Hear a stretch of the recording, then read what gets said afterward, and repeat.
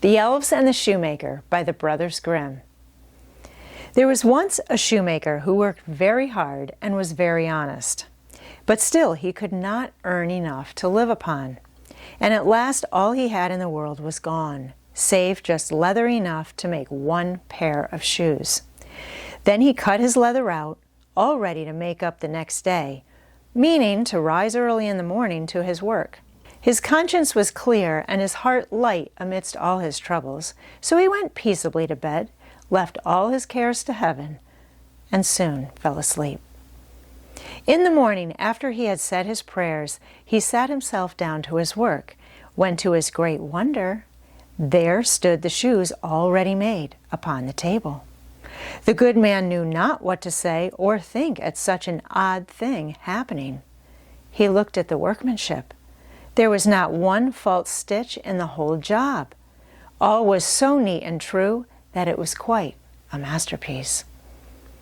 The same day a customer came in, and the shoes suited him so well that he willingly paid a price higher than usual for them, and the poor shoemaker, with the money, bought leather enough to make 2 pairs more. In the evening he cut out the work and went to bed early, that he might get up and begin betimes next day. But he was saved all the trouble, for when he got up in the morning, the work was done ready to his hand. Soon in came buyers, who paid him handsomely for his goods, so that he bought leather enough for 4 pair more. He cut out the work again overnight and found it done in the morning as before, and so it went on for some time. What was got ready in the evening was always done by daybreak, and the good man soon became thriving and well off again. One evening about Christmas time, as he and his wife were sitting over the fire chatting together, he said to her, "I should like to sit up and watch tonight, that we may see who it is that comes and does my work for me." The wife liked the thought, so they left a light burning and hid themselves in a corner of the room, behind a curtain that was hung up there, and watched what would happen.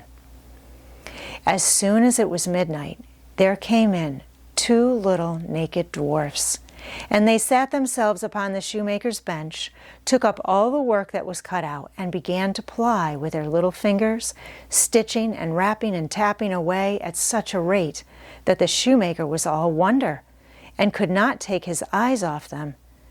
And on they went till the job was quite done, and the shoes stood ready for use upon the table. This was long before daybreak, and then they bustled away as quick as lightning. The next day the wife said to the shoemaker, "These little wights have made us rich, and we ought to be thankful to them, and do them a good turn if we can. I am quite sorry to see them run about as they do, and indeed it is not very decent, for they have nothing upon their backs to keep off the cold. I'll tell you what, I will make each of them a shirt and a coat and waistcoat and a pair of pantaloons into the bargain, and do you make each of them a little pair of shoes."